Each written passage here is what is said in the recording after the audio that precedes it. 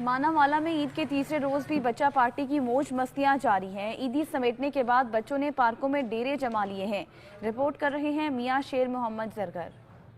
मुल्क के दीगर शहरों की तरह मानावाला में भी ईद के तीसरे रोज बच्चा पार्टी की मौज मस्तियां रूज पर है। पहले दिन की और दूसरे दिन की ईदी समेटने के बाद बच्चों ने पार्कों का रुख कर लिया।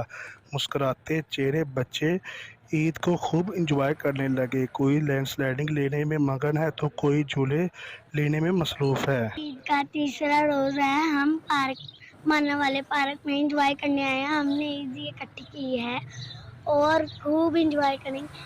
आज ईद का तीसरा दिन है और हम मानावाला पार्क ज्वालैंड में आए हैं अपनी फैमिली के साथ, और हम झूले लेंगे और खूब सारा एंजॉय करेंगे। आज ईद का तीसरा दिन है। हम मानावाला में पार्क जॉयलैंड में आए हैं। हम अपने फैमिली के साथ आए हैं। हमें बहुत ईदी मिली है। हम यहाँ आकर खाना खाएंगे और ईद एंजॉय करेंगे। तो दूसरी तरफ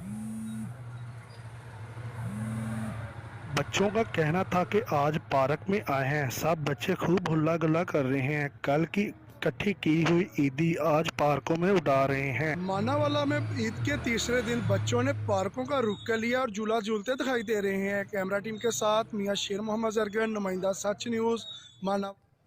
हुजरा शामू